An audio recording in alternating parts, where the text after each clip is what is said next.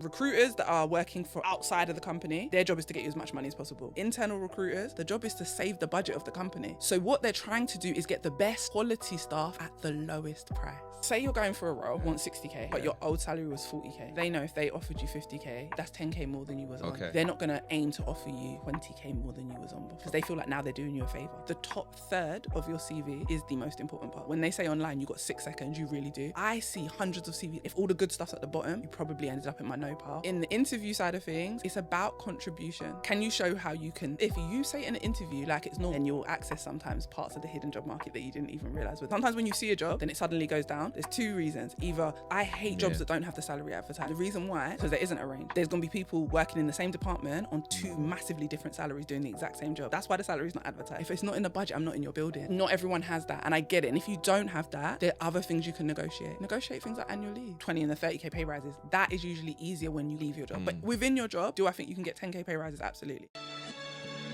You're not defined by where you come from. Yeah. And I think that's a big message that I always want to tell people. Like you have to be able to be uncomfortable. Like be comfortable with being uncomfortable.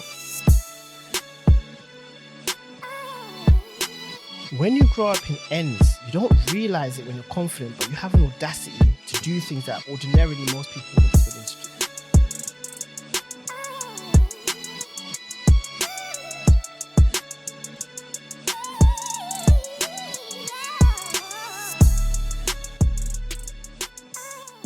Welcome back to another episode of the podcast. I got some feedback that I need to introduce myself. So yeah, I'm the creator of Savvy Wallet, and I guess I'm your host.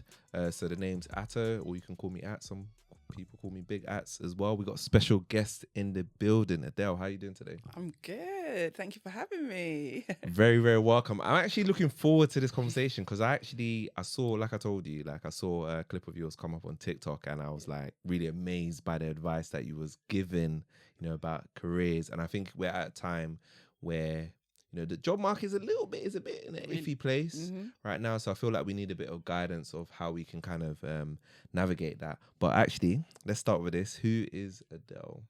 Who am I? I was thinking about this earlier. This is like an interview question that I always help people on. Tell me about yourself. That's what it feels like. But I am first gen of 2 Caribbean parents. So my mum's Jamaican. My dad is from Grenada. I am only child for my mother, but one of 7 or 8 for my dad. Okay. There's a lot of us. Yeah. I'm a mum, entrepreneur, daughter, sister, yeah, that's me really. I'm just me, like a regular girl doing her thing. Was able to navigate corporate, went from teaching to human resources. Okay, you did teaching. Okay. Yeah, which is nice. People have often I did childcare and then moved into human resources. So yeah, that was my journey. But yeah, so that's who Adele is. That's epic. And we're going to talk a lot about that because I feel like a lot of people struggle with the whole switching careers. They feel like they can't do that, and your testament to that. And now you're switching again, kind of. You're like an entrepreneur now, right? And I've switched twice realistically. Okay. I've done 2 career moves mad. Through my career. So yeah. Oh, wow. That's crazy. So you said that one parent's from Grenada. What was that one? Yeah, so my dad's Grenadian, my mum's Jamaican. Okay. Yeah. Were you born in any of those countries? No, so I'm first gen here. Okay, so I'm for them. So they was both born and raised in the Caribbean. Okay. So being the first gen in the UK for Caribbean parents, it's a bit of a a bit weird because they're still gonna raise you really Caribbean versus being really British. Yeah. But it's the fight between the two because I'm in a British country. So, but I've got Caribbean parents. Doing that, I would say I was raised with my mum. So mum was a single parent, being raised with my mum, just me and my mum. Having a Jamaican mum, any Jamaican people that are watching, I've got a Jamaican mum who's born and bred in Jamaica. It's very different from having a Jamaican parent that's like someone who's Jamaican heritage versus born in Jamaica. Yeah, I definitely think the way I am and where I am in my career is because of my mum. Absolutely. My mum, I'm a problem solver. When you said, who am I? That's what I should have led with. I'm a problem solver. And it's because of my mum. My mum was always, she was the woman who was very much if I got 98 on a test, where's the other 2%? Swear down. 100%. I had never heard well done ever coming up. Wow. It was always, if there's a problem, fix it. She don't want to hear about the problem. Come to my mum with the solution. And that created who I am today. Always wanting to figure things out on my own. Always wanting to not relying on people. Coming from a single parent home as well, seeing my mum having to figure it out. Yeah. So I've become that almost. So yeah, very much like when people say to me like, oh, how did you change industry? How did you change career? You have to figure stuff. If you want something in my household, you're taught to figure it out. Like I'm from Caribbean household. Mum would say to me, you're in England and you can't make things work? Listen, you can't go and tell my mum like things are hard. It should be like, I'm from Jamaica and you're telling me you got all these things. You got a red passport. That's what I'd always hear. You got a red passport and you think life is hard. Nothing was hard as far as my mum's concerned. So I think that definitely made me, like, gave me a different viewpoint from my friends who maybe whose parents were born here. Also, my mum didn't necessarily know how to navigate. She knew how to navigate the UK from a immigrant perspective, if that makes sense. So there's things about the UK that are different that she didn't know how to navigate. So I learned things that she didn't necessarily know, but then I'd always get sucked back into the Caribbean. Okay, so you like best of both worlds, so the best of both worlds kind of thing. Yeah, I love that. I love that. Hey, that's epic. Problem solver. That's what we like. We like problem solvers because we're gonna solve a lot of people's problems today on the podcast. We're gonna try. So whereabouts like did you grow up mostly? Like I grew up in Hillingdon. Like the borough I grew up in was Hillingdon. North-ish London? No, like West. So just outside of West Cool. London. So like people probably heard like Uxbridge, Ruislip, all them type of places. So outside of London, that's where I grew up. Very suburban kid. Where I grown up's changed a lot now, but growing up, I was probably the only black kid in a lot of room. Okay. Very much used to that. But then my family is from South London, Peckham, Lewisham, Croydon, and also Harlesden, Northwest. Okay. So big up all my family that's listening, but a lot of my family are from like Northwest, Stonebridge, Harlesden. So family time, especially on Sundays, was spent in North London, like Northwest London. That was every weekend from a little kid. Also, then when I got to about 14, 15, I started hanging around with my cousin in South London. Every Friday after school, I was in South London and then back home ready for school on a Monday.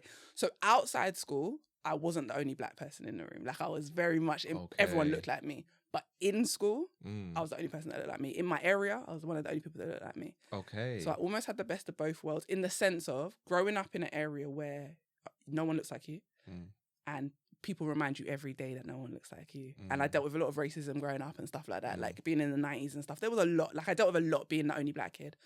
But as an adult, that has helped me definitely navigate the corporate world. Yeah? You feel like it, yeah?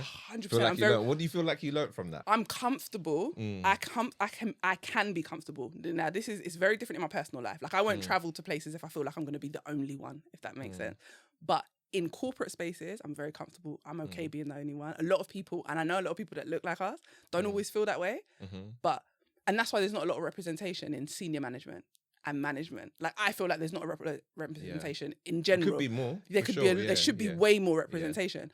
So I tend to be at my level when I'm working as a manager or a director, the only one who looks like me.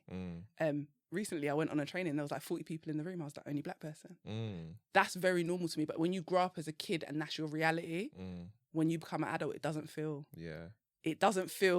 that weird. Yeah, it doesn't. It's not like different. This is it's normal. Like I can be in the room and I'm very aware that I'm the only black person, but I'm not overly uncomfortable. And then I can be with all my friends and be everyone looks like me, and we'll just so I can have those two sides of me. And I think that makes it a little bit different. I think it's good to be adaptable because I feel like in the corporate world that is a skill that is definitely required, right? Because 100%. You're gonna come up with all types of situation, and sometimes you just have to be able to think on your feet. You can't always plan for everything, right? Yeah, and you can't always, in the corporate world, you can't always, everything's not going to always be comfortable. Yeah. Everyone's not always going to look like you. And that's not even just a black-white thing. Like, even as a woman, sometimes I'm in the boardroom and I'm the only woman in the room. Like, there's all men. So, like, the higher up I get, there's more men that are leaders than there are necessarily females. So, just being able to navigate being in the room and not always being the first. It's really important. I talk about that a lot. Like, are you okay being the first? Are you okay to lead? Because if you open the door, you can bring people with you. But sometimes someone has to go first. Yeah. And I'll hear from a lot of people like, I don't want to be the only one in the room. But but if you don't go first, how can someone come second and third? Exactly. So being willing to be leading, that. Yeah, it's true. You don't always have to see it to be it. Yeah. And I'm sometimes very much like that. Like I don't have to see myself in a room to know that I want that job. Even if I don't see another person who looks like me or another woman, I will make a decision. I want that job. And then open the door for other people so that when they come in the room, they see faces like mine. I want my daughter to grow up in a world where she sees senior managers, and I don't want it to stop. Like a lot of people that look like us get to consultant level or whatever. I want people to go in a room and be like, oh, the director's a black woman. Oh, okay. That's really cool. That's what I want my daughter to be able to see. So Yeah, and I can imagine that's gonna look. We're gonna help people get there right today. Definitely. For real. So you mentioned like obviously you became a teacher. How did that come about? That was like teaching. I always so to start with, I thought I was going to be a journalist. This is going to sound so random. I wanted to be a journalist. I was really good at English. Wanted to be a journalist. Thought I was going to be a journalist, and then someone said to me, "Oh, you know, you have to go to like where there's war and stuff if you want to be a really good journalist." And I said, "Pardon?" And I was young at this time, and I said, "What?" They were like, "Yeah, journalists have to go where there's war and they have to do all these." I said, "No, I don't want to be a journalist now. What am I going to do?" I know, it's so random. I was like 14. And then the only other thing I'd ever done was help out in like youth clubs and stuff. And I was like, oh, I like doing that. Maybe I could work with kids. Maybe I could teach. Maybe I could be in childcare. Like, what could I do? And I kind of fell into it, and I was good at it. First day I went into a school, a kid walked up to me and started talking to me, and a teacher walked over to me and said, "We've been here for 8 months. That child hasn't spoken in 8 months." And I was like, "What?" And they were like, "Whatever you did," because I just bent down and started talking to all the kids, and she came over and talked to me. They were like, "Whatever you did, like, we want you to work here." And I was like, "What?" And that was like, I was there for an interview. Like, that was it. They were like, "We're going to offer you the job." And I was like, "We haven't even had the interview yet." And they were like, no, you got a child to walk over to you. And that was it. That was it for me. Started my career, started studying. That's what I wanted to do. Thought I was going to open my own nursery school. Like, I really had a goal. Did that for like 10 years. I was a nursery manager before I left. And then I had my daughter and was like, yeah, this ain't for me.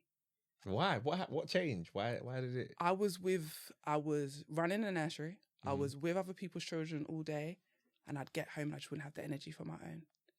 And she was like 18 months, and I was like, this doesn't work. Like, I want to have that energy for her. I want to be jumping around and doing all the silly stuff. Like, I want that energy at home. And it just didn't. It was having her that changed everything for me.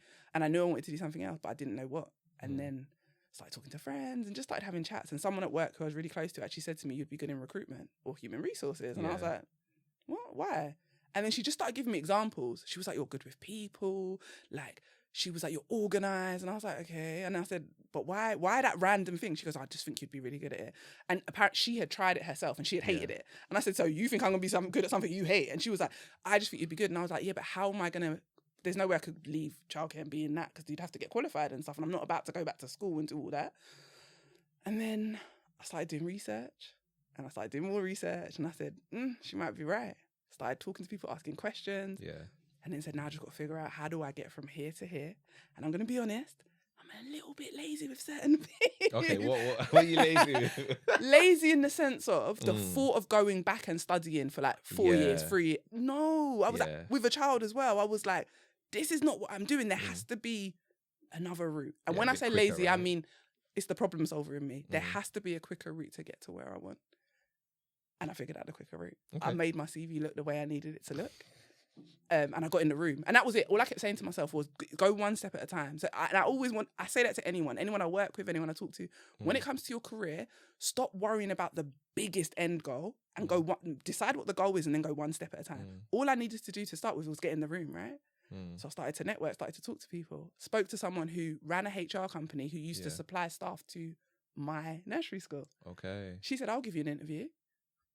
I said, "Cool." Went and got an interview. Okay, with her. So it was your connection. I didn't get the job, FYI. Okay. Wait, it was the connection. Something like that? No, listen, I told you because I wanted you guys to know the different routes you can take. Okay. That really didn't help me, and I'm letting people know because I want people to know that everything isn't always rosy. Yeah. That was my first ever interview. Okay. I left that place crying. Wow. She said to me, "Stick to what you're doing. You will be no good in human resources and recruitment." That is what she said, and I had a lot of respect for her. Like, CEO, woman, do you know what I mean? Woman of colour. Like, I was like, yes. Yeah. She said to me, "Stick to what you're doing. I'll help you even get a better job doing what you're doing, but this ain't for you." Wow. And the reason I'm telling that story is just because there are 8-9 billion people in this world. Don't let one person crush your dream. Because if I had listened to her, I wouldn't be here sitting on this couch talking to you. And I wouldn't be doing the things I was doing. Yeah. I cried. I felt my feelings. And then I said, there's no one in this world that is going to tell me I can't do something. Got myself into 2 other interviews, got offered both those jobs. Less than 2 years later, that same woman tried to headhunt me. Swear down. So do you see how life comes full circle? But if I had listened to her, I would still be doing a job that I did not enjoy. I was good at it. Yeah, I was good at what I did, but I didn't enjoy it anymore. But she told me, nah, this isn't for you. That's mad. So how did you get those two jobs? Like, what was like the steps that you kind of took? Because I guess there's a lot of people that probably Thinking like, they're struggling as well, right, to get their first role. look at the job description. Now I've been doing this for a long time. There's more things that you can do, but I'm going to start with this is what I did. I looked at the job description and I said, right, what do they need? Not what's in the industry, but what are they asking for? Human resources, they're asking for people who do report writing, able to speak to people. I'm a teacher. I write reports all the time for the kids. Yeah, I might not write the same reports, but I still have to run a report every quarter. That's true. Yeah, So make the connection. Instead of we as humans, we look for what we haven't done. I was just looking for how much of this can I tick off on this job? How much of this can I really realistically say I've actually done? I probably hit 30% of that job description, but I made that 30% look like about 80% because I was very much like, instead of saying I wrote reports for children, I just changed my CV to say report writing every quarter. One-on-one meetings with the consumer, the customer, which was the parent. Like I just had I had one-on-one meetings all the time with the parent. I had to speak to people at different levels, social services. Just talking about like, instead of saying like Ofsted, I would say third parties. Just rewording what I was doing, never lying, but because that's who it is. It's a third party, right? It's a third party from my company. So I'm dealing with third parties. I'm dealing with outside organizations. I don't have to be industry specific and say, I'm dealing with Ofsted or I'm dealing with social services. I'm dealing with outside organizations trying to come to what I call like just rewording. And that's what was my biggest thing, learning to reword. And not be industry specific. Take out the industry words. Take out children. Take out parents. And don't get me wrong, I didn't take it out everywhere, but I took it out. Changing my job titles. Okay. Like, it doesn't have to say nursery manager. I can just say manager. That's true. Like, it is. You are still a manager. Yeah, it's just not there. Like you said, organizational manager. Like, you want someone to look at your CV, and yes, they're still gonna call you and ask you what you did. And then when they called me and asked me what you did, I was like, well, yeah, I'm a teacher. And they were like, something about your CV is really intriguing. We want to know more. Okay. I just wanted to get in the room. And the thing is, of course, there was probably hundreds of people that saw my CV and didn't shortlist me. I had 2 people that did, went to those interviews and did what I needed to do at the interview. Showed them why I thought what I already had would be good where they are. Okay. It's your job when you're changing industry to connect the dots for someone because they're not going to see it. But once I got in the room, I was like, well, if I'm in the room, there must be something they saw that they want. I carried on from there. Okay. Had the conversation, said to them, this is why you got me in this room. And they were like, but why do you think as a teacher you're going to be able to be good in recruitment? And I was like, well, this reason and this reason. They were like, okay, what makes you think you'd be good at like selling, for instance? I was like, parents come every day. I got to convince a parent to come to my nursery versus going to the one around the corner. Yeah. Look for the evidence. And I think that's what it is. People will say, oh, but you just worked in nurseries. No. Every other day I had a parent doing a show round and my nursery was one of the most expensive ones. I'm having to convince them why I come here and pay all this money rather than go down the road and pay all the other money. If that's not sales, I don't know what is. Yeah. But you wouldn't think of it like that if you were thinking of Main Street corporate. If you're in the corporate world, you would never think of that. Even now when I go for interviews, people look at my CV and be like, how have you made this transition? Because I'm still not qualified in human resources. And I've been a HR manager. I've been all the way up to director level. And people are like, how? And I'm like, because once you get in, you will keep working and let your experience build on itself. Yeah. And you'll get to a point where they'll say either a degree or 5 years in human resuresources. I'm at the point where we're almost 15 years in. Wow. So they're not who's asking me for a degree now? Who's going to ask me now for a degree? They're going to say, what's your credentials? Wow. And I'm going to say to you, what are my credentials at this point? And it's just starting small, get in the room. And when I got my first job, I knew that I needed 2 years experience to be able to leverage that because I'd looked at HR jobs and they were like, if you've got 2 years in recruitment, it's easier to transition into human resources. Okay. So in my mind, recruitment wasn't the end goal. It was like, okay, I need to do this for 2 years. I did it for about 18 months, leveraged and went into human resources as a generalist. Wow. You say as a generalist? Yeah, like a HR generalist. Okay. Yeah, like a human resources generalist. And then from there, leveraged that and moved up. And then just kept on moving up to director level. Yeah. And also another thing that I did, and I should have said this as well, when I was first looking for human resources jobs, I looked for HR in the industry that I'd already been in. So I've already been in childcare. So I looked for schools and places that would need someone who does human resources. So I looked for education places or people that did recruitment in the education sector. Because then I could sell that I can do education. All you got to do now is teach me a little bit of recruitment. So sometimes it's easy to switch industries if you use where you already are. Like I've had someone come to me who wanted to get into tech, but they was in retail. I was like, okay, so find tech companies that make stuff for retail and then sell your retail side then you can get into the tech. And they were like, oh, because you tell them I'm your customer, let me come on the other side so I can teach you how to speak to me If that makes sense. Like, if you're, it's so true. that's what, So that's what I did. Yeah, Okay. that was something I did. I didn't, the first job I took wasn't in Yeah. childcare. It was in recruitment, but it was in health and social care, like healthcare, which is like nurses and stuff, still which is similar. really similar. So I got into that. And then after that, since then I've done like marketing recruitment, but it was leveraging the first place to move to the next place. It's about doing things in chunks. That's crazy. Wow. Like, you said so much. I'm just trying to unpack the genius in it. Wow. No, it's actually crazy. Wow.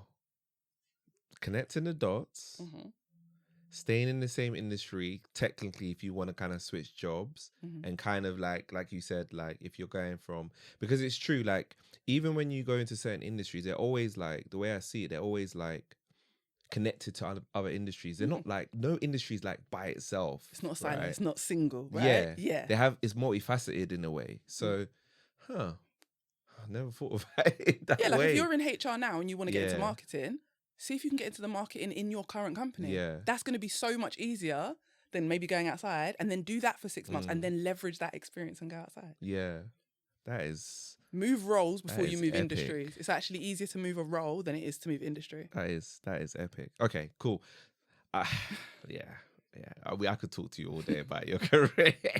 Well, I think we're going to have to definitely do a part 2 because, look, I've got so many questions that I've got to ask you about, like, income. And so when people apply for jobs, right, you get the whole, you being on the other side, some applications, they'll ask you for, like, salary expectations. What are, like, kind of the rules for navigating that? First and foremost, research. Okay. Don't just be picking random numbers out of thin air, guys. Research. Glassdoor exists for a reason. LinkedIn exists for a reason. Indeed exists for a reason. I always say to my clients, sense check what you're doing. So go on to at least 3 different sources. Don't use one source. Don't just say Glassdoor said this and that's it. No. Glassdoor, LinkedIn, Indeed. That's 3 sources. On those 3 sources, look for about a couple of roles in and around what you're looking for and see what the average is. Yeah. Consider the average, then consider your experience, and then also talk to people in the industry. Do you know how much people will tell you, not their exact salary, but they'll say to you, like, I had someone who was a HR manager and she was like to me, oh, I think I should be on this. And I was like, nah, go and have conversations on LinkedIn. And she did. She came back and she was like, I'm 15K under what I should be asking for. I said, absolutely. She's now 25K jumped on salary just because of those conversations. She went and spoke to people, reached out to people on LinkedIn and was like, I'm going for this role. I've got this type of experience. What sort of money should I be asking for? And people in the industry told her. That's how you get the information. Now you put that on the application because you're not taking a number from thin air. You're more likely in that case to be in the right range or to be where you need to be. And if you've spoken to people, you'll probably be towards the top end rather than towards the bottom end. Yeah. So that's what I would say when you have to write the amount. Is that what you did for yourself? 100%. That's what I did in my recent change when I just changed again last year, April.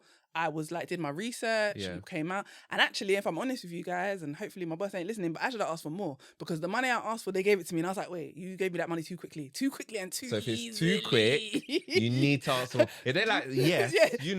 And the thing was, I negotiated because I had an amount. And then after the interview process, I was like, actually, I feel for this role, I think I should be on a little bit more. So I asked for a bit more. They came back the same day. I said, wait. So guys, even me as a career coach could have got more for my part-time job that I'm doing. I was like, wait, I could have got a bit more money. But hey, I really enjoy what I do. I've got good annual leave. Everything's good. So, but yeah, like sometimes but that's what you do. You research. You research and you put your number down. And also, before you put your number down, be comfortable with that number. Be comfortable that if someone can't pay you that, why would you want to be there? Yeah. People always ask me all the time, like, oh, what if I put too much money down? Is it too much or is it what you want? Is it what you're worth? Because if you say to me you're worth 70K, but they only want to pay you 50, why do you want to be in that room? And that's the question I think you have to ask yourself more than anything. Why do you want to be in that room if they are not able to pay you what you want to? Because if you start behind, you will always feel behind. That is true. You know, now that you're saying it like that, you know what? It's because people feel like, I think it's a mindset thing. And I have to say it because I feel like this too. Like, I'm not going to act like I don't. Like, I think that people have a certain number in mind. They want to say it, but they feel like, like you say. What if it's too much? Yeah, what if it's too much? Like, what if I get rejected? And that's you know, why you maybe I gotta don't feel like, like, I deserve it. and that's why you know, you've got to do that research. Yeah. That's why you got to ask those people, because Yeah. you will be thinking you're asking for too much. And what if someone tells you you're asking for too much? Because that happens. That happened to me before. They said, for your experience, you're asking for way too much money. But if you've done your research, you Yeah. will start to realize that's one company, one person, one conversation. Just like with me in my career, that one conversation could have stopped me going into recruitment, but Yeah. it didn't. So you could go into an interview and you might put that amount on and they might not interview you because you put a salary that was too high. But a lot of companies, when you see like that they advertise, then the job goes down, and then you see a couple months later the job goes back up. Usually that's a budget issue because they didn't shortlist the people that wanted more, and then they realized that the talent that they interviewed wasn't at the level that they wanted. So then they have to go back out to the market anyway. Okay. Is so that what happens? Always consider that happens a lot. From my perspective, knowing it from the other side, happens a lot. So sometimes when you see a job, then it suddenly goes down. There's two reasons. Either they went out to market, they did the whole interview process, didn't get what they wanted, or they went out to market, found someone at the level they wanted, the person started, didn't work out, now they've had to go back out to market. So when you see a job that's, you know, like sometimes you see a role and then it goes away, and then 2 months later you're like, wait, they're recruiting for that same position again in that same company. What's going on over there? Like, that's usually the reason. Okay. Wow. That's mad. So do those rules, obviously, do they apply for like, because sometimes obviously on the other side, sometimes you don't get asked that question and then you're getting into interviews where they're going to ask you the question, you know, obviously those rules apply, but is there anything extra that you have to you're like face to face? If they don't have the salary advertised, I hate jobs that don't have the salary advertised, or at least the don't, range. though. Like, exactly. And that's the problem. The reason why, because there isn't a range. There's going to be people working in the same department on two massively different salaries doing the exact same job. That's why the salary is not advertised. Yeah. Because then the people that work there are going to be like, why are you advertising my job that high and I don't even get paid that much? So what you should do is say to them, so I just wanted to know, what's the budget for this role? You can actually ask that. Absolutely. I've never asked that in my career. You can ask that. If they've not put the salary anywhere on the job description, I do not suggest you ask it. I have asked before. I don't suggest you ask him right at the beginning of the call. You know when someone calls you and says, "Hi, we saw that you applied for this," and you're like, "Oh, how much is it?" Don't do that, guys. Imagine that, right? That's happened to me. How much is it? Listen, I've been doing this job for such a long time. Trust me, that's happened. They've been like, it wasn't on the job description, so I need to know how much it is before we carry on the conversation. Wow. I'm gonna tell you how much it is, but I'm not interested in even having the conversation with you at this point. I'm gonna finish the conversation, but I already know we're not gonna talk any further because it comes across wrong. Even though, yes, we all care about money. Like, I'm the one who's gonna tell you need to care about money, but there's a way to finesse everything in life. Yeah. You wouldn't walk up to someone in the street and just be like, "Oh, where'd you live? Give me your address. I want to be your best friend." Like, that's not how you don't start you start a conversation with a little finesse, innit? Hi, how are you? Nice to meet you. I want people to do the same when they ask. But yeah, ask, what's the budget? Okay. What is the budget? What are you thinking of paying for this role? I've seen that in the market, and that's why your research helps you. I've seen in the market, this type of role is about 100K. Looking at the roles and responsibilities, and now that we've had this chat, I'm thinking that, it should be, I'm looking at it, and depending on what you need, it could be this or it could be that. And sometimes don't even put a number out there. Just say, like, what is the budget for this role? And let them speak. Yeah. And if the budget is lower than you want, then that's a point for you to decide where you want to go from there. Because you can still negotiate. Yeah. Even if it's lower than what, like, you can ask for more. It's not that you can't. Okay. But get them to put the number out there first. And then you can then, from that point, decide. Because what if they put a number out that was way higher than you was even thinking of asking? That's true. You could have gone in there saying you want 70K, and then they're like, "Oh, the budget for this role is between 80 and 95. Now you're like, "Oh, so I'm looking for 90. Like, you see how your whole mindset changed because you went in thinking it was only 70. And if you'd put your number out first, they would have been happy because now they're getting good talent for less money. Yeah. So. That is true. Wow. So how do you open the negotiation? Say like it's less than what the budget is, less than what you have in mind. How do you kind of like negotiate that? It would really depend. Like, if I get into an interview situation, I've already interviewed and then I've realized the budget is lower, I would actually say, like, based on the market value, the scope of the role and the responsibilities that you've told me since we've had this conversation, I would be looking for like 95. And imagine they've said like the top end is like 90. I'll say I would be looking for something like this role. I would be looking for more around 95. And if they were like, "Oh, that's way out of our budget," I know my numbers. So because I've decided my number, then I'm way out of your budget then. If I'm out of your budget, I always say this is a line I always say all the time. If it's not in the budget, I'm not in your building. And it is simple as that, but not everyone has that. And I get it. And if you don't have that, there are other things you can negotiate. Not everyone's going to say that. Some people are going to be like, "You know what, I'm happy with the 90. Cool. Then what you need to say is, you would still say, "Do you know what? I was looking for 95, but I am really interested in your company because give them the reasons why. I also think I can bring this to your team, give them the reasons why, and then say, so I was wondering, is there any other benefits to the staff that you offer? Yeah. Negotiate things like annual leave. That's one That's of a my good favorite point. ones. Annual leave is my I've favorite never one. negotiated That's annual leave. Anyone listening, that's the thing I negotiate first and What? foremost before I negotiate Annual money. leave? Yeah, because that's like a pay rise. When you negotiate paid annual leave, think about it. I went from having 25 days annual leave in one of my Yeah. jobs to 40 days paid annual leave. You're joking. Well, sorry, 38 days, guys. 2 days. 38. Wait, 38. 12 extra. Yeah, I negotiated it 13 from, extra. Yeah, first I negotiated from 28 to 33, and then I was like from 33 to 38. What? Because I said to them, you don't have to give me a pay rise. I said, if you give me this amount of time, you don't have to give me a pay rise for the next. I said, I don't even want the annual pay rise, that, you know, the little 3%. I said, I won't even get the annual pay rise. I just want the annual leave.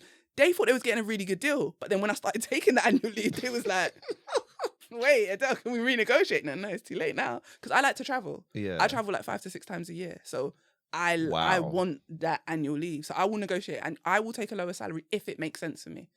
There's other things. It could be like, I'm a mum, it's close to my daughter's school. Like when she was younger, that was important for me. Being able to get to work. I got shorter hours. Maybe I'm Yeah. working 8 till 4 instead of a Yeah. full day. So what else can you negotiate? Can you negotiate remote working? Like what else can you negotiate if you're going to take a smaller salary? But again, if you're going to take a lower salary, ask yourself why. Wow, Why? I'm still, my mind's still blown about the annual leave. I've never done that, and I've been working. I feel like I've been finessed 10 years, and I've never ever thought What? about 10 years annual you've leave. never asked about annual leave? I've never thought about it. This is why And this is why we have this have these conversation. conversations. I agree Because I with you. didn't know, like, not that. No, I never thought about you can negotiate annual leave. I think that I'm someone who will negotiate stationery if I can negotiate stationery. And I think that's where it's come from. Like my clients always say that to me. They're like, Adele, why have I never thought of negotiating annual leave? I'm like, imagine you just ask for 2 extra days and you get them, just 2.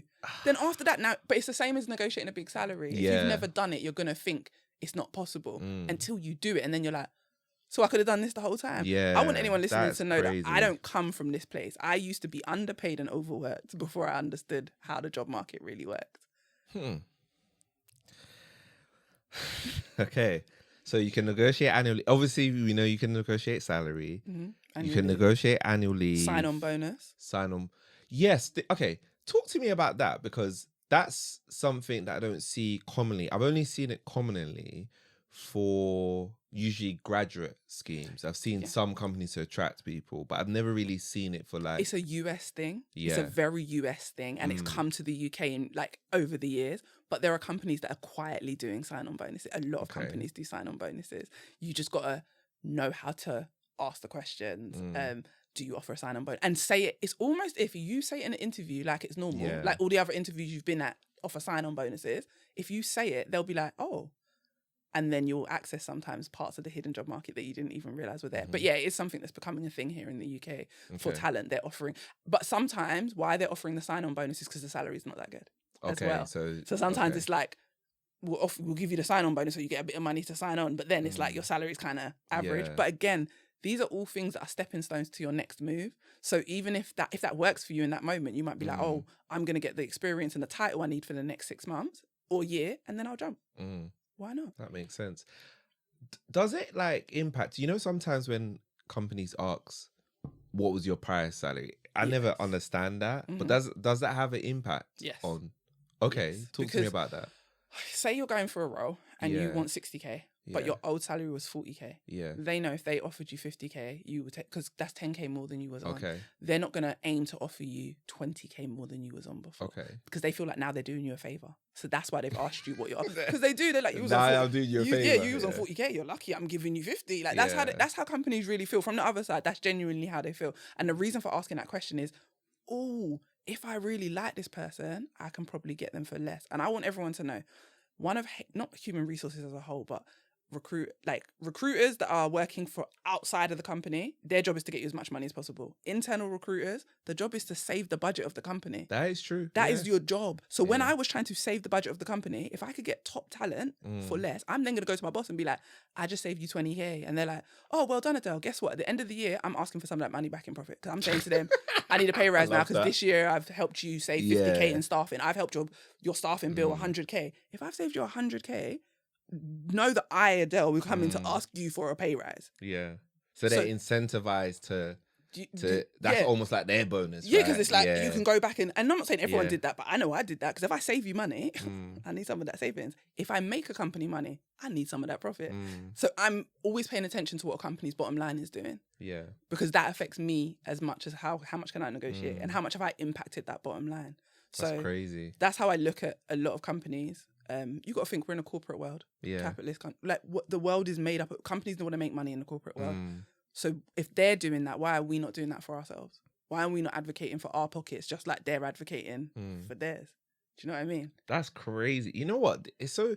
This is why I like having these kind of conversations because it kind of changes your mindset to think you need to think a bit differently with some of these kind of things. So how do you navigate that then if they're asking? Because obviously, do you just say NA? Do you blanket? See, this is a really hard one when you have to and it comes down to the type of person you are. I know people that lie, flat out lie, because in the UK it's very different from like the US market and other places where they can check. Like in some states in America, they can check your salary. Like that's okay to do. Some states they're not allowed.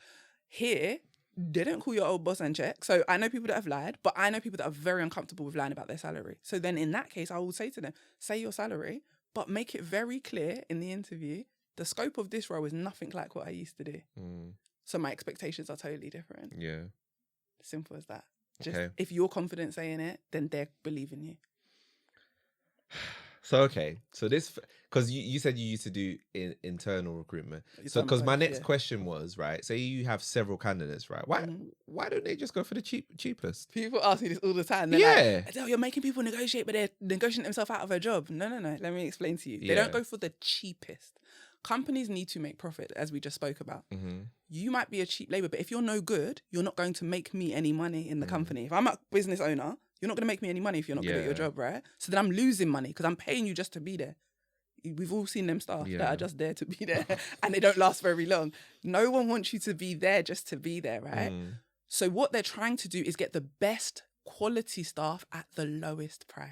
Okay. So what happens is, say two people come and interview and they're both amazing. One of those people wants 100K, but one only wants 80K. But you're both interview as well as each other. You both are that good. They're going to go with the cheaper one. But what's actually happened is the cheaper one, you just undersold yourself. You gave them a discount. But if you both was 100K, now they have to really sit down. I've been in rooms where it's like, we like them both.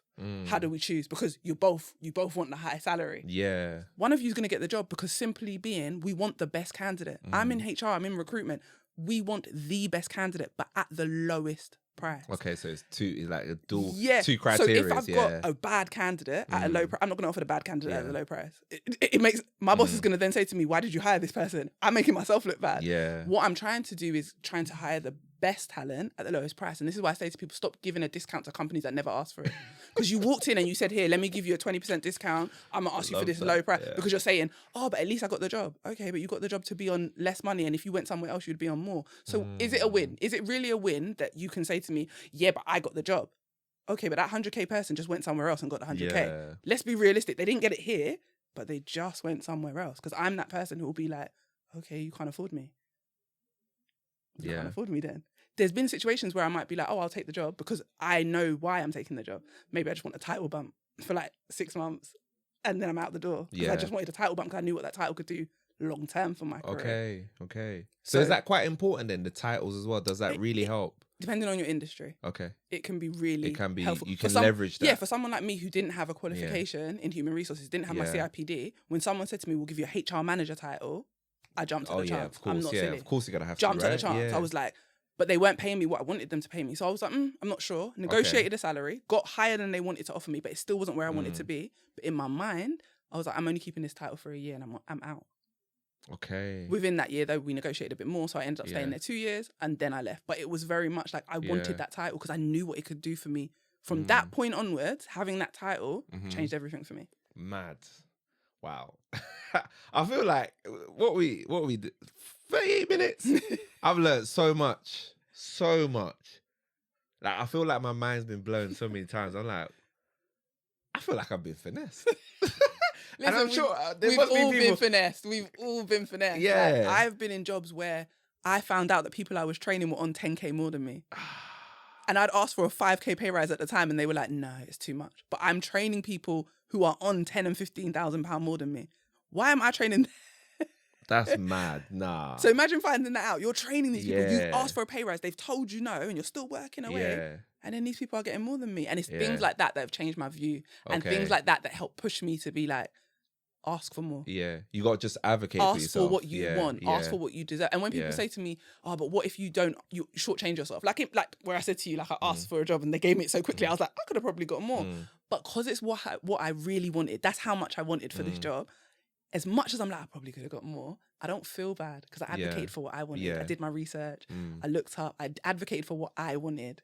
So I think that's important. Knowing your number, Yeah. advocating for what you want, not letting everyone get in your ear like, oh, you're going to lose the job because you asked for too much. Why wouldn't they get the cheaper candidate? Because if the cheaper candidate's no good, you're going to run their business into the ground. Yeah. Nobody wants poor labour. The thing that's really important is, are you interviewing at the level of the money you're asking for? Okay. Because sometimes people's asking for 70k, but you're interviewing at 30k. That doesn't make sense. Because me from the other side, I'm like, what? I just saw a candidate. I saw a candidate who wanted 50k, who interviewed better than you. And I know a lot of people, like, I'm going to be talking about this, but people will say, yeah, but some people are really good at their job and not good at interviews. I agree. But no one will know you're good at your job unless you're become good at interviews. So anything you're not good at, you can become good at. That's my belief. Like anything you're not good at, you can become good at it. Because imagine you're a great worker, but you're constantly in jobs where you're underpaid or you're not getting the best opportunities because you don't know how to sell yourself. Yeah. It sounds like that's what it's about. It's about advocating and being good at selling yourself. But how does one become good at that? That's the question, right? Confidence. I think selling is in every walk of life. I think being able to problem solve and sell your skills. Yeah. Everyone needs that. It doesn't matter what walk of life you're in because people don't see interviews as selling themselves. But what do you think that is? You're going in a room and selling your potential. These people don't know you. You're walking in a room and saying, pick me out above all these 10 people. That's true. That's sales. Yeah. That is always going to be sales. But sales comes from being confident in yourself. I think with my clients, the thing I work on with them is pinpointing your best qualities and then selling that into a job versus a lot of people look at the job description and say like, oh, have I got this strength or have I got this strength? No, you should already know your strengths. I know the 3 things I'm great at. Then I look at the job and I tell the person how I'm going to use those 3 things in their job. I love that. So I think it's a confidence thing. Yeah. But it's very much about being you, yourself. Like, I don't like generic, like saying to people, oh, everyone should be able to do this or everyone should be able to do this. Nah, like my coaching program's called Create Your Own Lane for a reason because you should be doing it based on your strengths. I don't have any 2 clients that have the exact same strengths. So we learn how to sell their strengths into what they want to do. Yeah.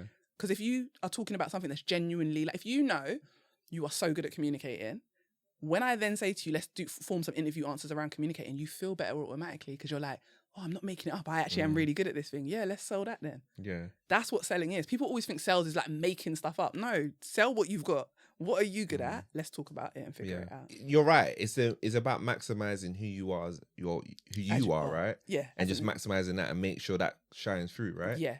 You're much more comfortable in an interview when you're selling what is real, what feels real to you and feels comfortable to you.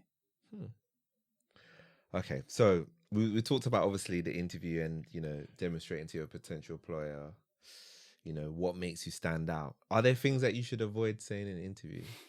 Absolutely. Okay. Do not badmouth your old employer. Okay. Do not say nothing negative about, even if you hated that job, I want you to say it was a great place to work, but I feel like my skills and talents could be developed further elsewhere, or I feel like I have more to bring in this area and that role doesn't allow for that.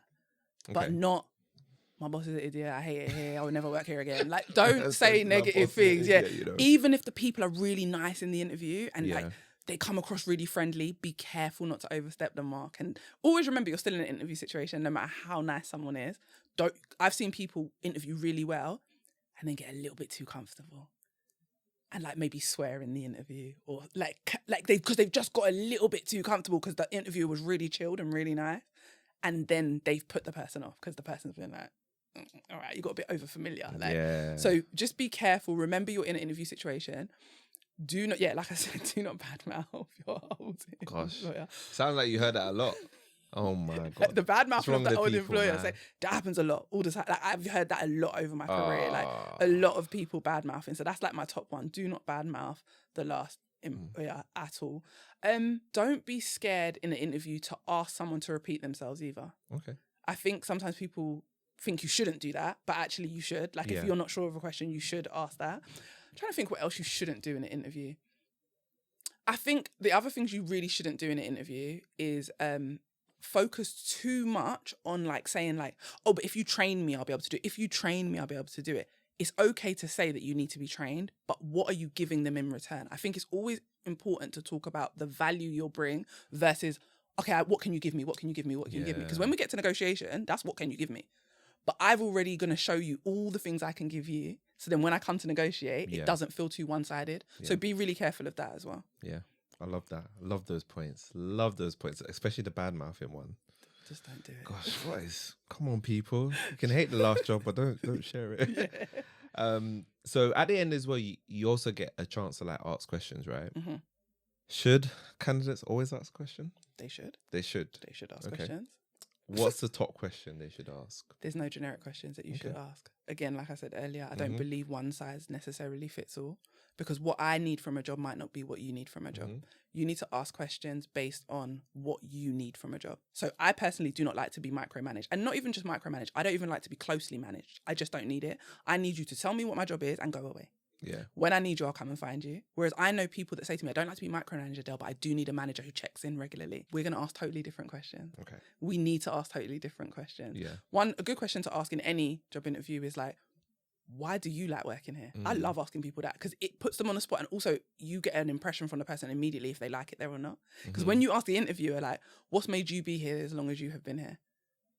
They'll either be like, what? Like, and they'll be like, you'll see it in their face, like, oh my God, I hate it here, but I'm gonna have to make up a story. Or they'll be like, oh, I love it here. I ask people often, like, what's your management style? And then I ask, how do you like to be managed? That's usually a telltale. Someone will tell you their management style, but then when you ask them, oh, how do you like to be managed? They kind of will reflect how they really manage. Okay. So that's important to me. These are questions that are important to me, by the way. Like, I'm giving you examples of what's important to me. A good question for anyone to ask is, what would you expect from a candidate that got this job? What would you expect them to achieve in the first 3 to 6 months? Okay. Anyone should be asking that. Yeah. Because then when they tell you that, if they tell me what they want me to achieve in the first 6 months, I'll achieve it in the first 3. Because then at 6 months, I'm asking you for a pay rise. And I'm keeping it real. That's what I'm saying. Wait, asking for pay rise within 6 months? People do that? Yeah, when I changed industry, I got a pay rise in the first 5 weeks. It was 4.5 weeks. I'll never forget that. What is this? Do you take a year to get good at your job? No. Do you not get good at your job every day? Okay. We're getting to that. Let me let you finish this part, then we'll get to that.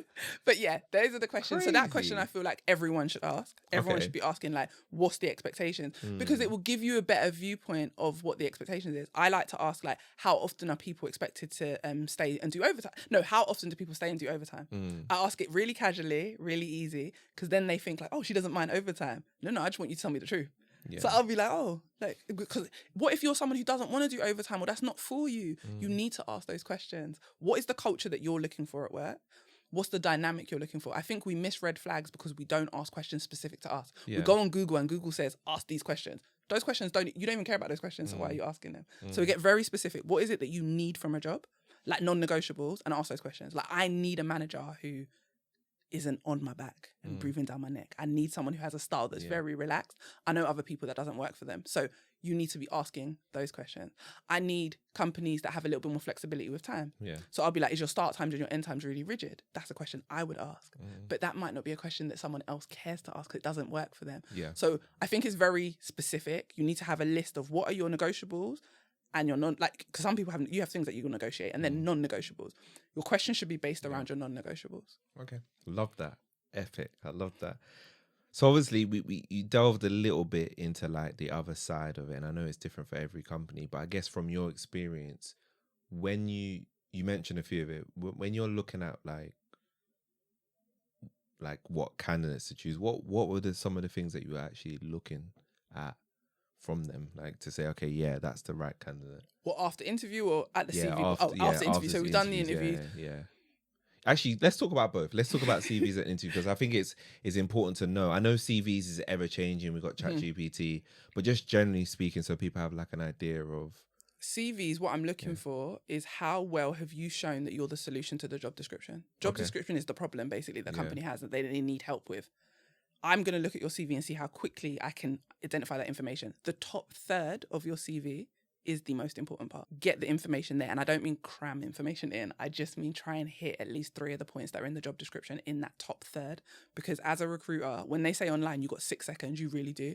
I see hundreds of CVs. I don't have time to read your whole CV. If all the good stuff's at the bottom, you probably ended up in my no pile, not because you was a no, but because I got this far, halfway down, what I needed to see wasn't there. So that's really important on your CV side of things. Perfect. In the interview side of things, it's about contribution. Okay. What can you contribute to a company? I would generally say, can you show how you can save a company money or make a company money? Have you talked in there about how you've trained or upskilled people or shown that, demonstrated that throughout your CV? And have you shown how you've made systems better or more efficient? Yeah. If you fall into one of those 4 things in your interview, people are going to be interested because it all comes back down to bottom line. Talk about how you've helped increase customer base, how you've helped retain current customers, how you've increased revenue, how you've saved money. Like my job interview started, the quality of the jobs I started to be able to interview for changed when I put at the top of my CV that I took a company from making 32,000 a year to 841,000. Now I did that over a certain period, but in 1 year we cleared that was a company when I started 32,000 for the whole year. When I was leaving, we was almost at the £1 million mark.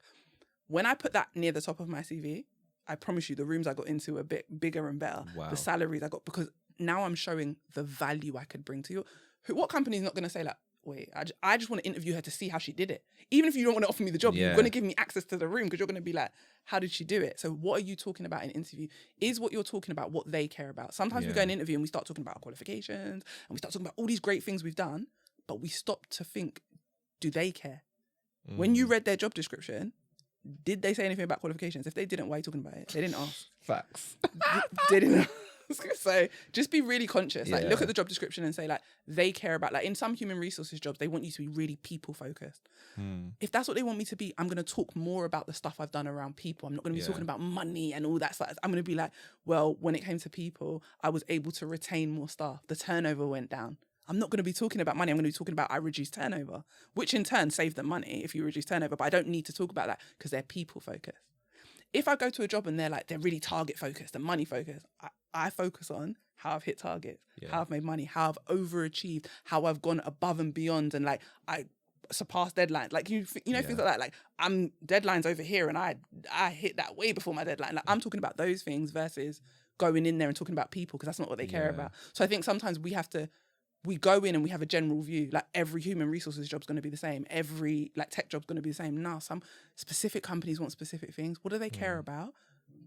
Talk about that. Talk more about when you've done that. And I think sometimes that's hard for us as humans. We want to talk about everything. That's the thing, right? We just want to, but I feel like when you become more experienced, you're better at summarizing, you're better at just hitting certain points. It's not about just word vomit. And I think that's really important what you just said. You get better at summarizing. Yeah. And when you get good at summarizing, it's because you are able to pick out the information that matters and you summarize it, right? Yeah. Whereas when you're not, you just talk about everything. And sometimes the answer gets lost in that long conversation versus, oh, you want to know how I've helped people in my career. Yeah. Let me tell you about all the things I've helped people. Wow, this is crazy. Okay, so I want to definitely talk about this because you mentioned it. 5 weeks into pay rise. Okay. First of all, how did you do this? This is not common, guys. Okay. Like, but it's even always 6 possible. months in. I just want to know, like, what's the process for it? Because that's the setup from the beginning. But you have to be thinking about this at interview stage. Like when you're asking, what do you expect? On day one, when I go into a job, I'm like, what do you expect me to achieve in the first 6 months of this job? They tell me X, Y, Z. I'll be like, okay, what would look really good to you? What would make you really happy? I'm then gonna aim to hit those things in the first 3 months. Yeah.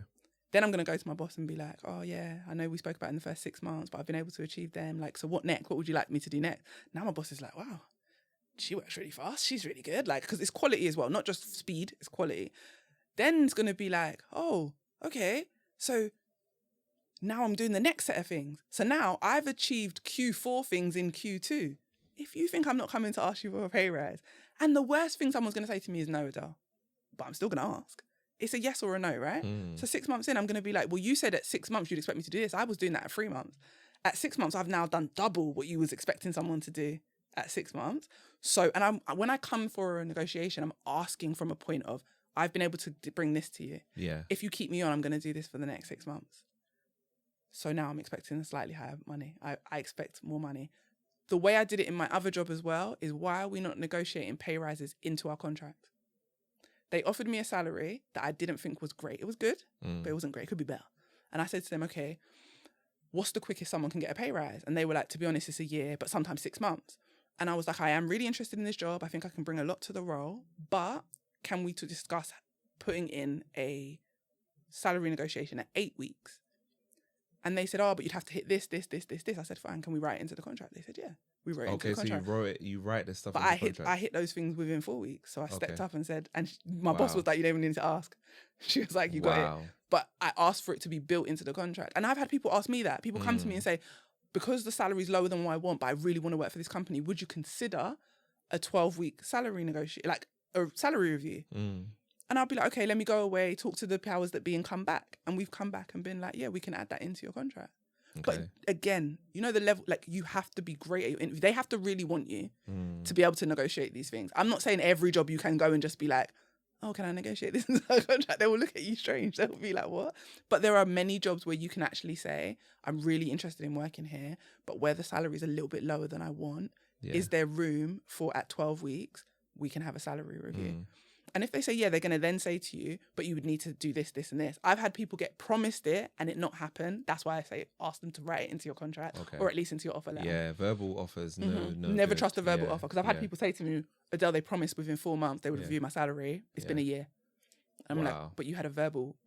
You have to prove it. How do you prove it now? You was in a room with 2 other people from that company. They're not going to agree that that happened. So that's crazy. now you're stuck. Like, so yeah, just ask them to write it in. If they agree it, ask them to write it in your offer or write it. So you've got it in writing. It comes across to you. And then at that 12, and again, they can say no. Like anyone listening, that like it is a yes or a no. I'm not saying at 12 weeks, they might say to you, well, we wanted you to hit this and you missed 2 of them. No. Then you got to wait for the next one. Yeah. And you got to be genuine with yourself. Did you hit what they asked you to hit? Are they taking the mick out of you, or actually did you not meet the criteria? That's fair enough. Let's be real.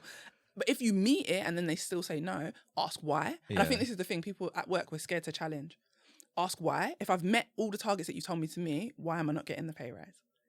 And then it's like, and then say to them, okay, when can we sit down again and review it? And if you ask why and they're just like, the company's just not making money, but you know that the company's made a profit. Again, this is why you need to be in your company's business. You need to know, like, what are they doing? How much are they turning over in the quarter? Look at the stock market if your company's traded like that. Like, understand what your company's doing.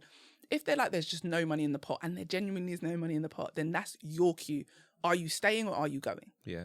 And sometimes you're going to stay and you're going to weather the storm because you love it where you are. That's fine. But if it's like, no, I had a plan and I want this money, I want to get a mortgage or I want to do these things, then think about what you want to do and make a decision. Amazing. And is there like a certain amount of money that's reasonable to ask for? Because some people obviously want like the 10 to 20K increases. Is that really possible as a pay rise within a company? I got a 15K pay rise to do the same job in the same company at the end of 2021. I talk about it. It's all on my Instagram. You lot can go and look at it. You can see it. My boss knew that I posted it because I was like, I'm going to talk about it. For me, I had been at the job for like 7 or 8 years at that point in the same company. That's the longest job I'd ever had. Yeah. And what had happened was, when you're in the company, you stop doing research. And I realized I hadn't researched for a long time. And I just sat down one day and started researching the market and researching them. And I was like, wait, Adele, you're like 10 to 15K out. Because I've been here so long, getting pay rises, negotiating annual leave, negotiating days off. I'd forgotten to look at the market. So when you're in a job, the problem that happens is, a lot of people will know this. You've been in a job and someone gets hired from outside and for some reason they're on hire. But when you're in the job, you take the little pay rises, you enjoy the job. You don't realize the money.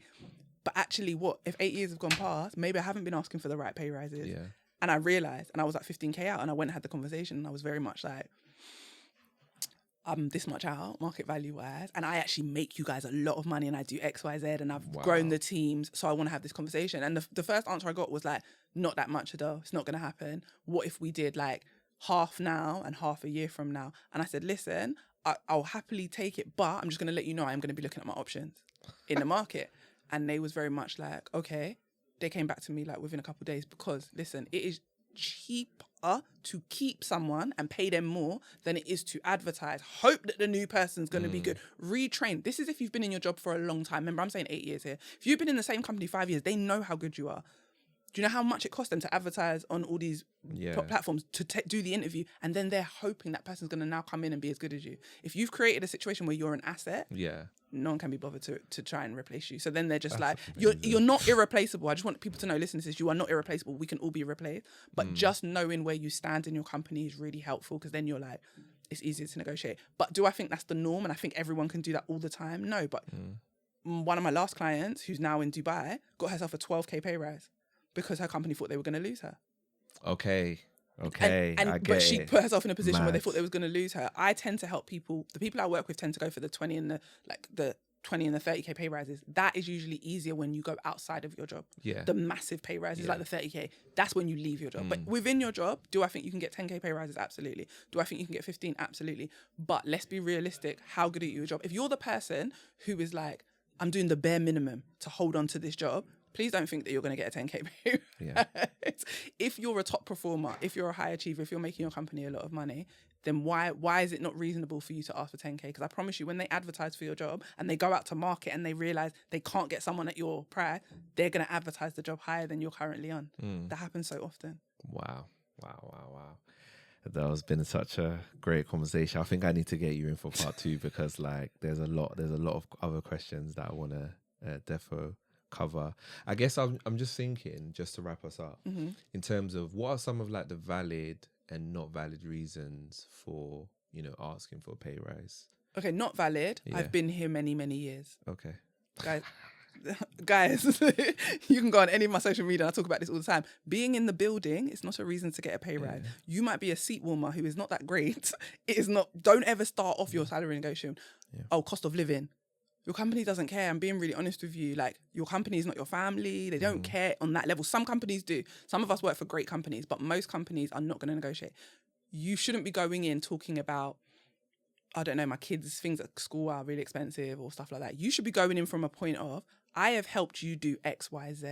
I'm just asking for this in return. Okay, I like that. It's an even trade. It's not even trade. It's not I've been here for years. Okay, that's nice. What have you done in those years? I always say to my clients, when you're asking for a negotiation, ask yourself, why does it matter?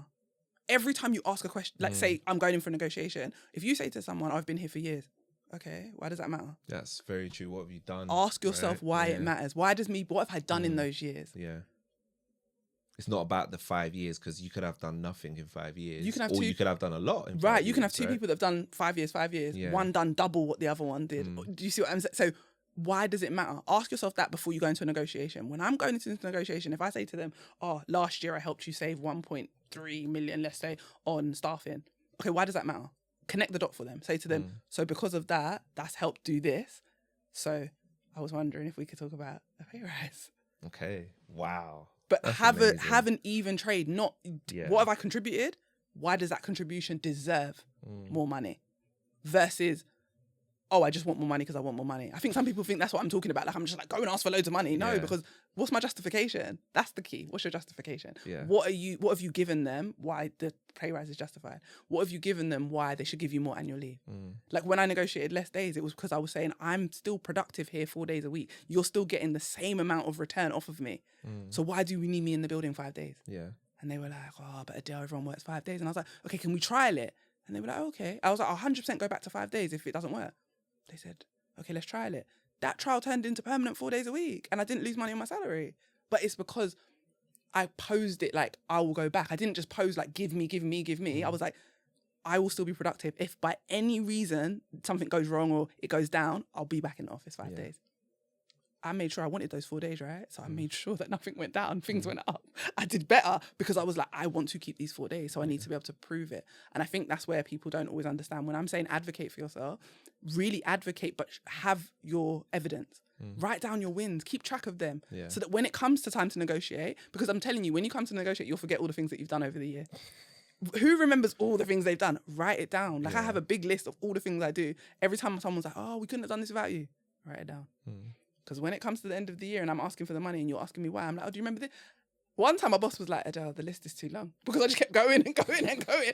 And he was just like, okay, where are we meeting? Where are we meeting in the middle? Because he was tired because I had the list ready. I was like, right, wow. And I tend to send an email before I do my meeting. Yeah. So I'll send a long email. yeah, the introvert in me wants you to see what I want to talk to you about first. So Yeah. I set the stage and then I'll have the conversation. Wow, amazing. Oh my God, like I've taken so much from you today. It's like my mind is so blown. I'm not even gonna say we definitely need to do a part 2, because I know I'm gonna get so many comments, so many questions, and there's so many other areas I want to definitely explore with you. Thank you so much for coming onto the podcast.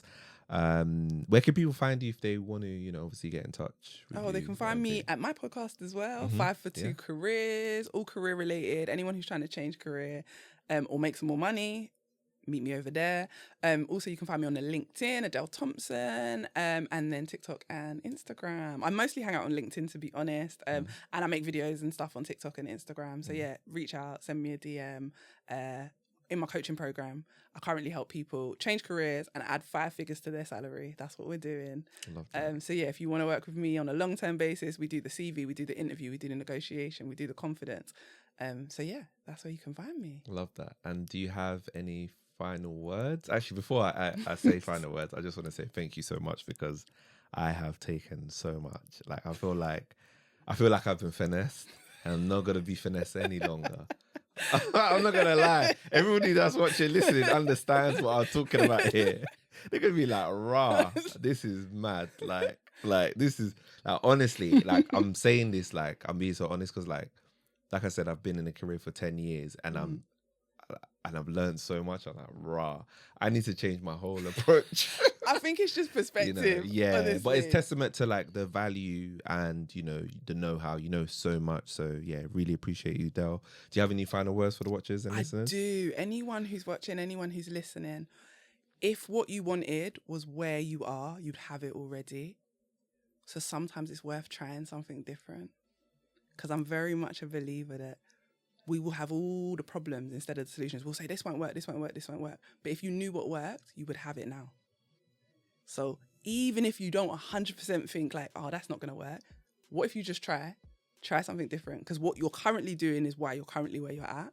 So that's my final thought. Like, if what you wanted was where you are, you would have it already. So with your mindset, with the way you make moves, try something different. Love that. Thank you so much, Adele. Thank you, watchers and listeners, for tuning into this episode of the podcast, and we'll see you next week's episode.